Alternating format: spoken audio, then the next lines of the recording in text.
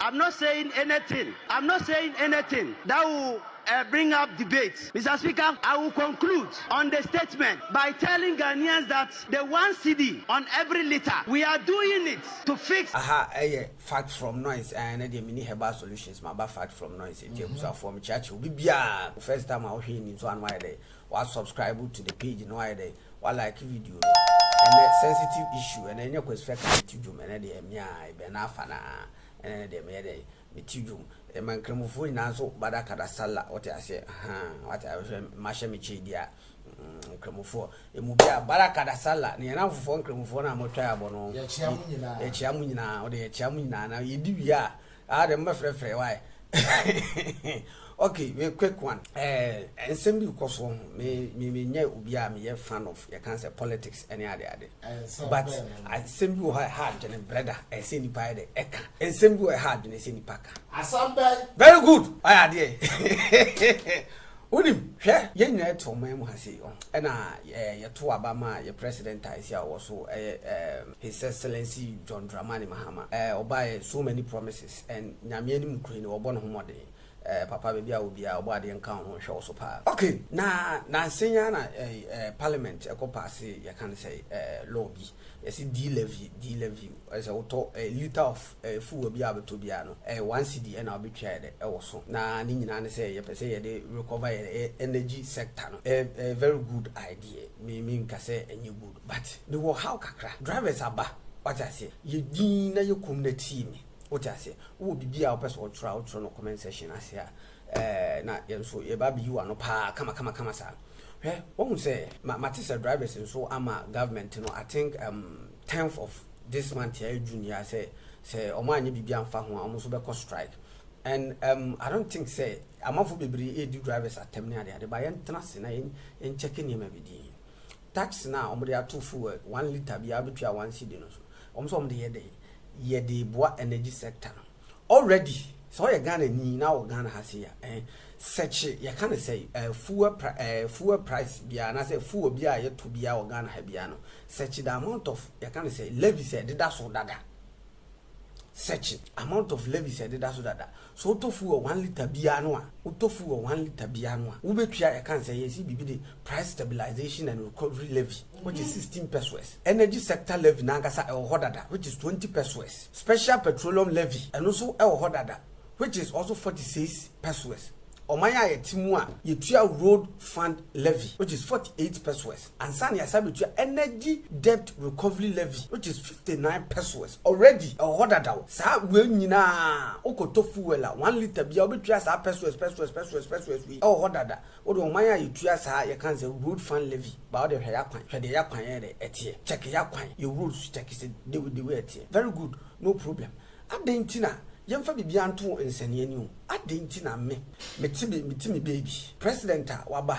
I'm not talking for anybody. Fasad ni show trim me nkasama ya kansa political party bi ana me nkasama political party bi madwena me Ghana ni de wo kire wadwena anko ne side wanhwa no wakọ affiliate to other political party mesremu I'm thinking aloud. You also you are doing free political parties so now you all should think aloud. Adentina you can say political party awaba no be promise ye ora operation recover or loot mewa yeah operation recover or loot now say energy sector no and I say you can say ECG for say light sector no omo de ka over 1.something billion. I don't me refer figures na kakra na sankofo na omo ma ye boss aka no e wo ho now say driver ni na entof you can say fuel na yente levy na yemfa ntua sa aka na sankofo na omo boss aka no mo we ya ni ska no fa ntua what you say me tuwe no atomic car na me car say debi wo ya sa de na say wo so e ka no hemfo na boy ECG na abone ka ECG na ntimi ngige na you can say wakofa prepaid aba prepaid no what to feel crowd me there eto sika ni nyina ekwa hen eye de ne kan beto ho na nkofo be ne boss aka no na like yemfa sankofo no yemu ye kan say yenja o monto ho na yemfa eka no megu ye kan say innocent Ghanaians so no ontua Meanwhile, so people na this kind. This is unacceptable. What you say? Then at the end of the day, so we was carry at all. Yes, say ya this can be good ordinary Ghanaians so ometria dia. Na say pana fa no hodi. Na ebe ye day na next time no so obi so ehun sa ono so nko boss aka ni bi. Obi aba no obi this guy. What you say? I don't get it. Me ntiase. Enti me na me kan no I drivers no so mo striker they deserve it. And so mo yes anema. Because unti ma me promise yes hard. You can say MPs ne you can say aban appointees are where you go nyina. Sa free you can say full head mo no. Ye jaya na. Ye jaya na ne yefo ntwa. What I say? Ane ye jaya sa ne ma ne yefo ntwa ka. Ha? Ade ne jaya sa ne ma. Ne yefo say scan mo no ntwa energy sector ne ka. Ade na ase obi aba. No de na adwene ne ase ni susu bi. Na ase ye ba ji over money levy. Yeah, obi buy or see E-LEVY. Oh, E-LEVY no. Or buy and some of the kind say, oh, yeah, person be call IMF. Yeah, they buy us near IMF. E-LEVY. Me say her parliament one a crime scene. Ghanaian parliament is a crime scene. Young kind of crime a crime scene. But because me tell say, so obeti me atena se. Sa levy we emra we sa bill we. Obi ante ho asem o. Day na de ba be chiama ye ba be pass na ye te say me na me TV hu na me say MPs no look me hear na say look at them criminals nko a o ka say ya what I say criminals nko a obi ante ho asem ye tia ne say ahomache wa kwahya mra ade chi a emra na be ye adwuma. Look at this criminal ade Ghanaian parliament no a criminal scene a crime scene. Excuse my word. But you see, a crime scene pa just say, "Yenna, oh man, yam sorry yo. Nene oh man, I yo. Masa, yam sorry. You three am sorry. Man, kwa siya fomi kwa tre tramblo chile. Me jiska. Enya ya maybe. Sometimes I already look at the you can say levy said that a full 1 liter beer. Look, ordinary Ghanaian woni mo. Ya beji says ka wenso awie. Still, I say because ECG W, how can you tell me this story? I don't understand. ECG for Nakasaya from 4. What I say? Yampamo, Omuda Sush, Juma. What I say? They are there. Why in a mass you can't say a can buy? Nanakasa. One mass I can buy. Your mass I can buy. Oh, yeah, day. Yanchino. It is a more dim possess. What I say? Juma. Then. What say? Like let me understand this. Then a buy. Then a can buy. Yes, short for. What I say?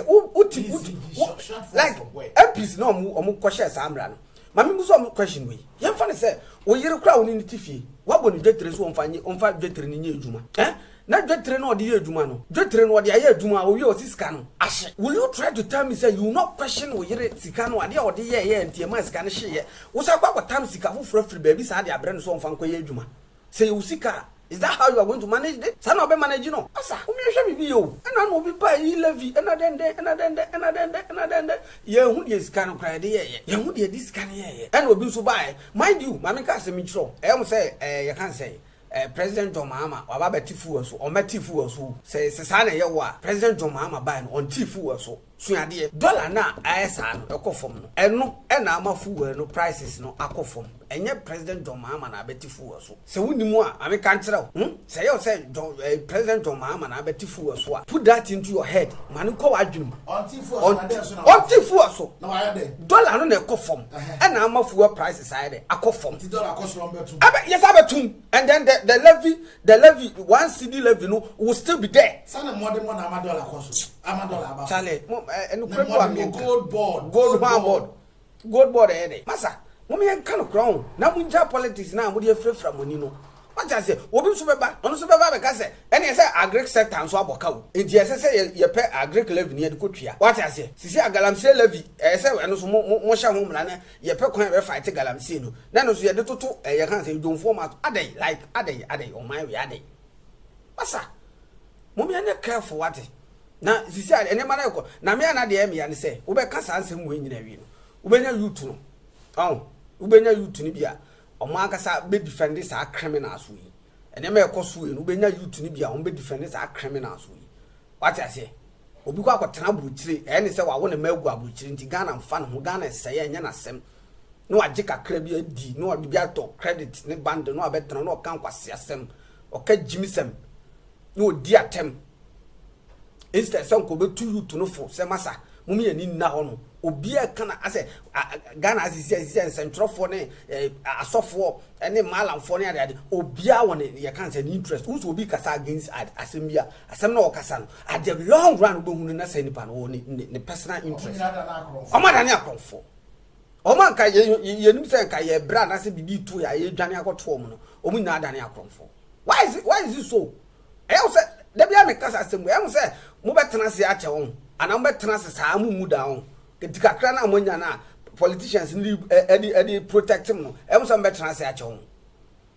wo de wanya bi di ne na waka wo dwene wo ba ho wadwene wo ba da ache no so ebia me en na mete a me kasa manya kan a me kasa ebia da ache wo ba na wo ba be hyemase asa me de sani yawo ya eni yawo ehye wo ba anam se de mo ye na e da ache na mo se no mo so de mo se papa ni Ghana city pen ye de ato da bi o menya wan Ghana city ne ha me wo bra enya wan Ghana city ne ha me but the way I say ye chinchim Ghana for nsa eni adwene bi e de to o mutrim and most Ghanaians no so me kra dem say the more I go school the more na sebi ya adwene say e ko form because ye nya your research ye nya hwe fitin wona you bibia na ye de akire bibia na ye de akire bibia na ye de akire adai obi ba one district one factory ye hu de egosi ye obi so ba 24-hour economy ono so kra ehun ha o chechire one village one dam what I say? What's that?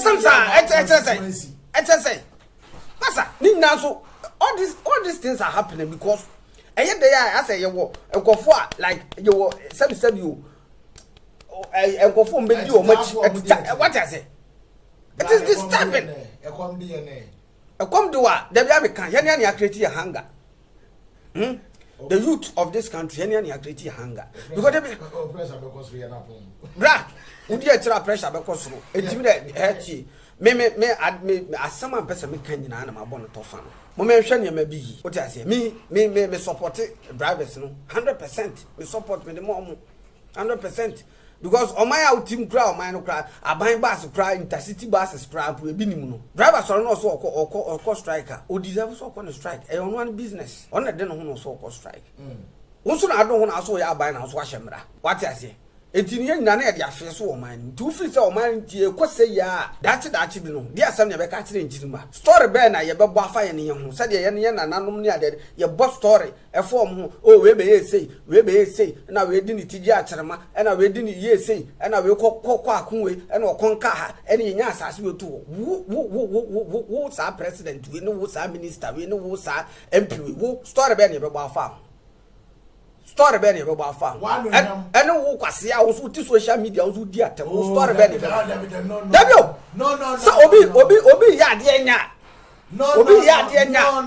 na wo betra si defend na wo defend na wo twa ntro de to enipo o ka no kore so no wo so story be na wo da ache wo so ye be ka afa e am nwine no so kakra mo nwine no so kakra bra ne pam ye free platform so